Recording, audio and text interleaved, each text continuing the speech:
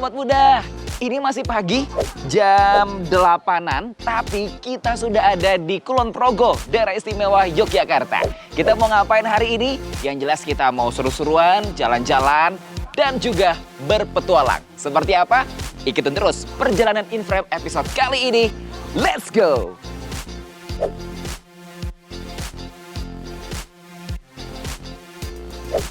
Jalan-jalan di alam terbuka emang jadi salah satu pilihan banyak orang untuk menghilangkan rasa suntuk, menambah pengalaman, atau menghabiskan waktu luang. Habis jalan-jalan, biasanya pikiran kita jadi lebih segar dan jadi lebih semangat untuk menjalankan aktivitas lainnya. Nah, perjalanan kita kali ini bakal rame Sobat Muda. Kita akan jalan bareng teman-teman dari guide lokal. Sobat Muda, petualangan kita hari ini bersama dengan Mas Una. Ini dari guide lokal. Langsung aja kita ngobrol ya. Bareng sama Mas Una. Apa kabar Mas Una? Kabar baik, kabar baik. Wah, Mas Una, jelasin dulu dong. Guide lokal ini tuh apa sih namanya? Apa namanya? Ini sih apa sih? Ya? Komunitas atau apa gitu? Kalau guide lokal sendiri sebenarnya kita basisnya adalah suatu digital platform ya. Jadi di mana itu mewadahi teman-teman kita yang menjadi local guide. Jadi baik di Jogja maupun di kota-kota lain. Bahkan kalian bisa lihat juga nanti sebenarnya tuh di Indonesia keseluruhan sudah ada semua. Seluruh Indonesia sudah ada? Jadi dia mewadahi lokal-lokal guide di setiap daerah, baik itu yang mereka memiliki sertifikat ataupun mereka yang tidak, kita fasilitasi. Jadi para wisatawan itu mereka bisa memilih para lokal-lokal guide yang mereka mau sebenarnya dari setiap daerah di Indonesia.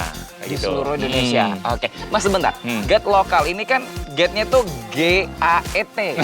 Iya. Itu kenapa jadi namanya guide gitu? Iya, sebenarnya kita pada awalnya memang pengennya harus Indonesia.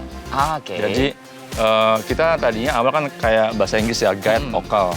Tapi kita berharap bahwa ini akan menjadi suatu brand Indonesia sendiri. Jadi kita akan menggunakan keseluruhan Indonesia. Jadi kenapa kita bilang guide lokal? Karena kita ingin meng-guide teman-teman kita daerah. Yuk kita gabung yuk kita berkumpul merangkul. Karena di lapangan itu sebenarnya banyak teman-teman kita yang berpotensi besar di wisata, tapi mereka kayak, aduh aku harus gimana ya? Aku harus nawarin apa ya? Apa yang bisa aku jual ya? Apa kemampuanku ya? Jadi itu sebenarnya pertanyaan-pertanyaan yang kita coba, yuk kita belajar bareng yuk.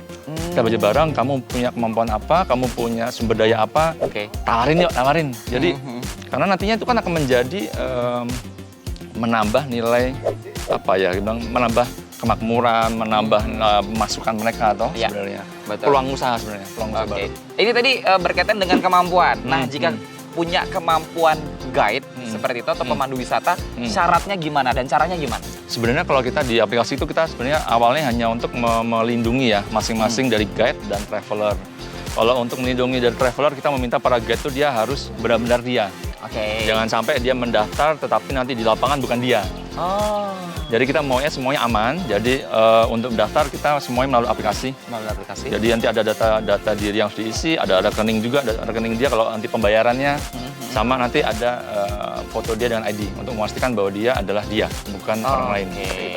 Harus ada sertifikatnya juga nggak sebagai guide kita? Kalau sertifikat saya bilang tadi itu bisa opsional. Kalau mereka punya lebih baik, berarti mereka mempunyai harga jual yang lebih bagus. Tapi kalau tidak, masa kita harus melarang mereka untuk mencari uang toh? Jadi semua kita akan rangkul sih. Tempatnya. Betul. Nah, kalau misalnya mau gabung ke guide-nya ini, mau gabung jalan-jalannya, nah itu gimana caranya sebagai seorang wisatawan? Betul. Sebenarnya ada dua opsi ya untuk para wisatawan itu ya. Mereka bisa meminta admin kita untuk mengelola, atau mereka bisa memilih sendiri nih. Karena kan ada beberapa orang yang dia pengennya, saya pengen liburan personal sesuai dengan mau saya. Saya tidak mau rame-rame, saya tidak mau digabungkan dengan kapal lain, saya nggak mau. Jadi dia bisa memilih kebutuhannya dia.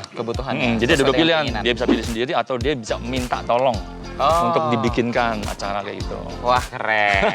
Bisa kelompok ya, bisa individu juga kayak gitu. Betul. Ini khusus di alam kah atau bisa juga city tour gitu? Kalau kita bilang untuk di guide lokal itu kita mencoba untuk merangkul semua kategori ya, karena kalau kita ngomongin wisata itu sangat luas.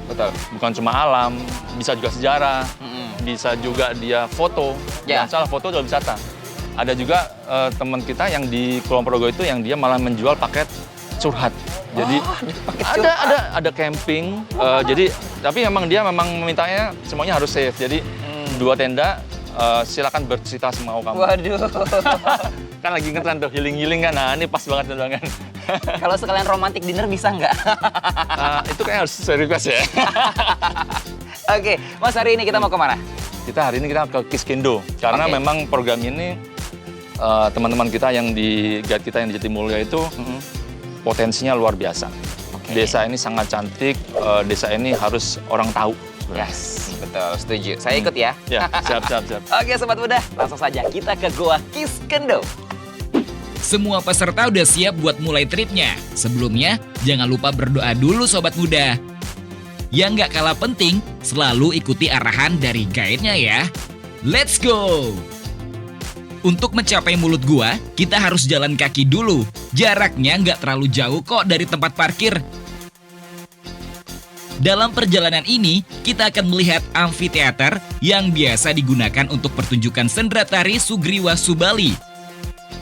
Pertunjukan ini untuk mendukung pengembangan Gua Kiskendho sebagai tempat wisata berbasis budaya.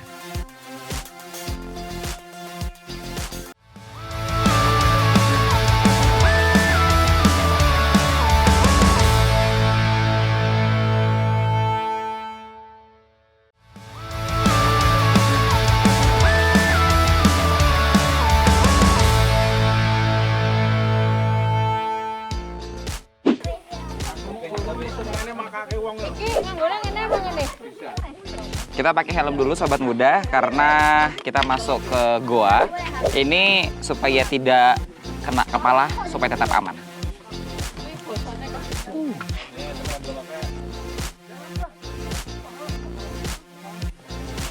Ini kita menuju ke Goa Kiskendho. Agak curam, hati-hati. Gua Kiskendho ini merupakan salah satu geowisata yang ikonik di Kulon Progo. Gua ini terletak di dalam bumi Bukit Menoreh dan memiliki kedalaman 1,5 km. Gua Kiskendho ditemukan pertama kali pada tahun 1820. Kala itu, gua digunakan oleh para pertapa untuk mencari ketenangan batin. Pada tahun 1964, Gua Kiskendho dibuka untuk wisata minat khusus religi dan pertapaan. Lalu, pada tahun 1974, gua ini dikembangkan menjadi salah satu tempat wisata andalan di Jogja, khususnya Kulon Progo.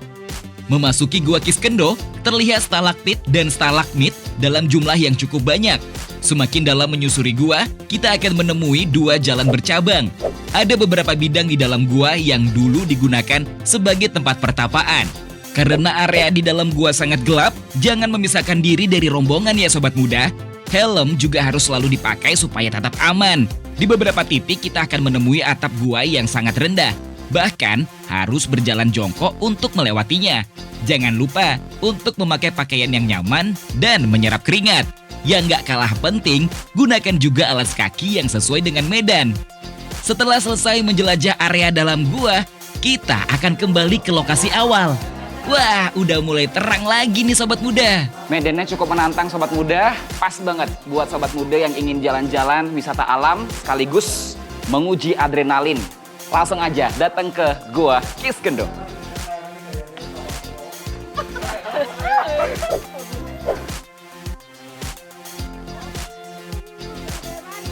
Guide lokal aja.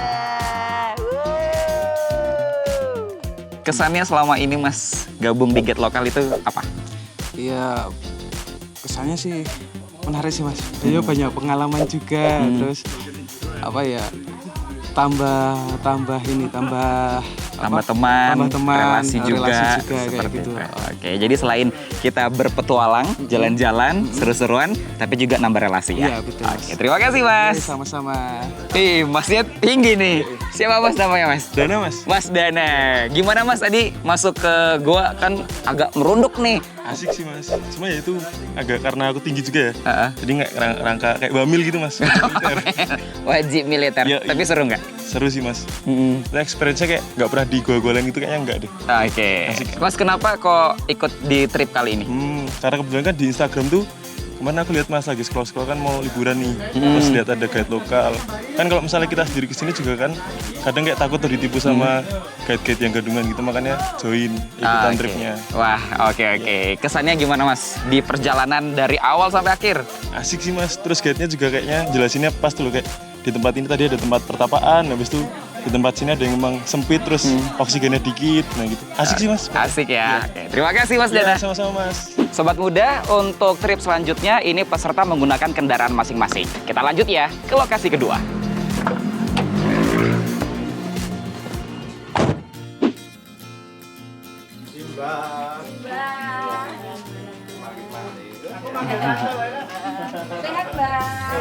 Sehat ya, Mbak. Apa sih yang pertama terlintas kalau mendengar kata es dawet? Pasti rasanya yang segar dan manis ya sobat muda. Tapi kuliner dawet yang satu ini berbeda loh. Namanya dawet sambal. Wah, jadi penasaran.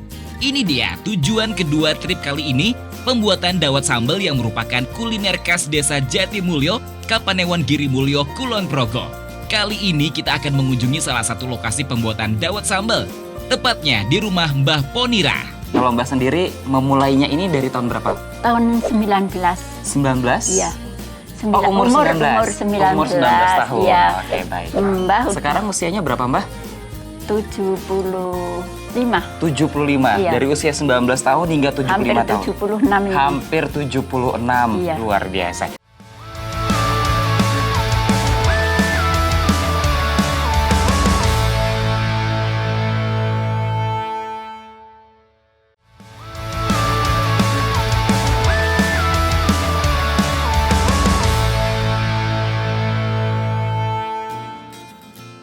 Penasaran sobat muda dengan dawet sambal? Kita langsung ngobrol ya bersama dengan Mas Andri. Mas Andri, sambil kita ngeracik sambil ngobrol. Boleh. Oke. Mas di desa sini, Jatimulyo ini menjadi ciri khas ya Mas ya? Iya, jadi dawet sambal ini adalah makanan khasnya Jatimulyo gitu. Karena ini apa? Menurut ceritanya itu kan dawet sambal ini adalah warisan nenek moyang. Sehingga di tahun 2019 Ya. dawet sambal ini juga dinobatkan sebagai warisan budaya tak benda nasional begitu melalui Dinas Kebudayaan Provinsi Daerah Istimewa Yogyakarta. Oke. Nah, terus kalau saya sendiri ya sudah menjadi berapa ya 3 generasi pewarisnya generasi dari yang pewarisnya. dulunya membuat dawet sambal begitu Mas. Berarti Mas Andri sendiri bisa untuk bikinnya gitu ya? Bisa. Bisa? Ya. Wah, keren. Ya, walaupun sekarang si mbah saya masih yang jadi pengrajin utama ya. Nanti saya juga bantu-bantu gitu. Tapi misalkan mbah saya lagi berhalangan begitu, saya juga bisa untuk meracik sendiri dan membuat sendiri begitu Mas. Yang ngebedain Mas dari dawet-dawet yang lainnya itu apa? Kalau dawet yang lain kan biasanya kalau orang dengar dawet gitu ekspektasinya santan, minuman gitu ya. Santan, pakai es, Pakai es seger, dan itu manis. minuman gitu. Nah, Betul. kalau dawet sambal sendiri itu nggak bisa kalau diminum harus dikunyah. Karena ya tadi ada toppingnya itu ada topping, sambelnya, ada sambelnya. kemudian ada togenya, Ada toge. ada tahu gorengnya, dan juga ini bawang goreng yang menciptakan rasa pedas, manis dan juga gurih bercampur jadi satu, menjadikan rasa yang unik lah. Oke. Sambil ngeracik Oke, boleh Mas, saya boleh. penasaran sama rasanya. Nggih. Kayak gitu. Ini Ya, kalau ini namanya cendol. Ini bahannya itu dari tepung ganyong ya. Dan karena sekarang juga mulai langka begitu, itu bisa diganti substitusinya dengan tepung aren atau gilang begitu. Baik. Wah. Ini komposisinya nanti juga harus pas, kalau tidak nanti tidak jomplang gitu Mas. Betul. Nah. Ini dikasih Ini yang pertama toge dulu. Toge. Dan juga ini ada campurannya seledri buat pewarna-pewarna biar tidak tidak kusam gitu. Tidak monoton ya warnanya. Kemudian ada tahu goreng dan Ada tahu juga goreng. ini bawang goreng. Bawang goreng. Nah, yang terakhir ini. Nah, ini. Sambelnya ini. Sambelnya. Ini sambelnya komposisinya apa Mas? Nah, ini sambelnya juga dari kelapa. Dari kelapa. Ya, kita menggunakan kearifan lokal begitu ya Mas, karena Hmm. di sini adanya kelapa ya kita menggunakan kelapa. Kemudian jadi kelapa diiris-iris, Diiris-iris. digoreng, Hmm. ditumbuk, Hmm. lalu ditambah dengan cabai begitu, ada sedikit garam biar rasanya nanti juga ada gurihnya. Dan terakhir pemanisnya ini juga menggunakan nira atau legen. Jadi ini bukan air gula yang dicairkan itu bukan, tapi ini adalah bahan baku gula yang sebelum menjadi gula. Jadi nira dipanaskan, dimasak gitu sampai mendidih, sampai kekentalan seperti ini nggih. Jadi tidak terlalu kental banget. Kemudian ini yang menjadi pemanis dan rasanya ini juga khas. Ada manisnya, juga ada sedikit asamnya. Ada manisnya, ada asamnya. Ini juga berhubung saya tidak bisa nderes gitu. Ini juga memanfaatkan petani-petani penderes lokal begitu untuk memenuhi semua yang ada di sini. Jadi makan semangkok dawet sambal ini juga hitung-hitung membantu warga sekitar. Betul. Para petani, kemudian petani penderes begitu. Betul. Ya seperti itu. Dan tepung juga, ini karena memang sekarang agak sedikit langka begitu Mas. Nah kami juga sering menyampaikan kepada ibu-ibu KWT untuk nanam ganyong supaya nanti bahan-bahan dari dawet sambal sendiri itu bisa terpenuhi dari lokal desa gitu. Oke, desa sekitar, siap. gitu. Ini prosesnya cukup panjang sobat muda ya. Ternyata kombinasinya itu enak banget antara sambal, cendolnya, bawangnya, togenya, tahunya. Tidak expect kalau rasanya kayak gini. Bener-bener kayak di mulut itu kerasa semuanya. Pedesnya ada, manisnya ada, gurihnya juga ada. Enak banget. Kita lanjut lagi sobat muda ke lokasi terakhir. Kalau open trip kayak gini nih, enaknya tuh kita nggak usah mikirin rute perjalanannya, jadwalnya seperti apa, karena semuanya sudah diatur. Ada juga nih traveler yang lebih suka memilih untuk ngatur jadwal sendiri. Untuk sobat muda, lebih suka yang mana nih? Ngatur sendiri atau sudah diatur? Gaya traveler untuk menikmati perjalanannya emang beda-beda sobat muda. Ada yang lebih nyaman jalan dengan bantuan travel guide atau biro perjalanan. Ada pula yang lebih suka merencanakan perjalanannya sendiri dengan detail. Sobat muda lebih suka yang mana? Mungkin beberapa poin berikut ini bisa jadi pertimbangan untuk menentukan gaya traveling kita. Pertama, lihat dulu waktu yang kita punya buat liburan. Untuk traveler yang waktunya terbatas, liburan dengan bantuan travel guide atau biro perjalanan bisa jadi pilihan. Biasanya biro perjalanan sudah punya berbagai pilihan paket dengan jadwal yang pasti. Tapi kalau sobat muda punya banyak waktu untuk mengurus semuanya, jalan sendiri juga bisa jadi pilihan seru. Budget atau anggaran biaya juga jadi pertimbangan untuk menentukan gaya perjalanan kita. Kalau anggaran perjalanan kita cukup terbatas, jalan sendiri akan jadi pilihan yang lebih sesuai. Karena kita bisa menentukan sendiri destinasi wisata, penginapan, dan berbagai pengeluaran selama liburan. Liburan dengan biro perjalanan memang biasanya membutuhkan biaya yang lebih besar, karena semua akomodasi dan keperluan lainnya sudah ditanggung oleh biro. Kalau sobat muda suka menyiapkan sendiri, liburan tanpa travel guide nggak jadi masalah. Membuat rencana perjalanan jadi keseruan tersendiri bagi banyak traveler. Pastikan sobat muda sudah mencari berbagai informasi seputar tujuan wisata, termasuk juga dengan akomodasinya. Tapi kalau mau gaya liburan yang lebih praktis, nggak ada salahnya juga memesan paket ke biro perjalanan. Pertimbangan selanjutnya adalah kebebasan untuk eksplor selama perjalanan. Kalau jalan sendiri, kita bisa atur sendiri waktu dan cara untuk eksplor tempat wisata tersebut. Gak masalah juga kalau tiba-tiba berubah rencana di tengah perjalanan. Tapi kalau ikut biro perjalanan, kita harus mengikuti jadwal yang sudah ditentukan. Nah, dari beberapa pertimbangan tersebut, kita bisa menyesuaikan mana yang lebih cocok dengan karakter kita. Apapun gaya perjalanannya, jangan lupa untuk menjaga ketertiban selama liburan ya.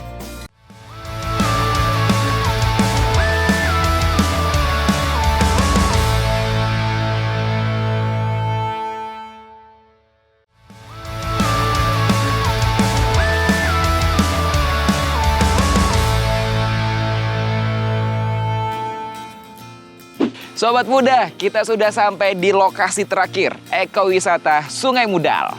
Ayo kita lanjut lagi berpetualangnya. Sobat muda, kita masih jalan-jalan di sekitar perbukitan Menoreh. Lokasi ketiga, yaitu ekowisata Sungai Mudal yang merupakan salah satu objek wisata air di Kulon Progo. Nama Mudal sendiri berasal dari bahasa Jawa yang artinya keluar, merujuk pada mata air yang mengalir sepanjang tahun dan digunakan sebagai sumber air bersih oleh warga sekitar. Tidak jauh dari lokasi parkir, kita langsung menemukan kolam pemandian dengan air yang sangat jernih. Sesuai ciri khas air pegunungan, air di kolam ini juga terasa dingin dan sejuk. Kolam pemandian ini juga dilengkapi fasilitas seperti ban dan pelampung. Bisa langsung nyebur deh. Tapi ingat, tetap harus hati-hati ya sobat muda. Kalau sekadar ingin menikmati pemandangan alamnya, kita bisa lanjut menaiki tangga di area Sungai Mudal ini. Di sini sobat muda, banyak tempat foto, bisa bermain air juga, menyatu dengan alam. Asik banget. Selain kolam pemandian, air terjun dan taman juga jadi spot favorit pengunjung. Fasilitas seperti gazebo juga tersedia cukup banyak. Gak heran, banyak pengunjung yang nyaman berlama-lama di sini. Mas siapa namanya mas? Aiden, Dari mana? kebetulan dari Padang. Sumatera Dari Barat. Padang, Sumatera Barat. Iya, lumayan jauh. Wah, jauh. Sudah pernah kesini belum? Oh, baru pertama kali. Baru pertama Iya. kali melihat tempat ini. Kesannya gimana? Kesannya sangat bagus ya. Wisata alamnya sangat alami. Juga tingkat kebersihannya bisa dilihat juga ini membuat pengunjung sangat nyaman. Dari pegawainya juga ramah tadi menyambut juga. Ya mungkin next time bakal balik lagi ke sini. Bakal baik lagi. Selain Sungai Mudal, masnya kemana aja nih untuk wisata alamnya di Jogja? Kalau di DIY itu pernah ke pantai Gunung Kidul, Pantai Gunung Kidul, Parangtritis, Parangtritis. daerah Kaliurang juga, Ha-ha. serta Gua Pindul sih itu baru. di DIY. Wah, berarti masnya Iya. suka wisata-wisata alam ya? Iya benar. Ini kebetulan bareng-bareng teman-teman juga trip. Wah. Iya.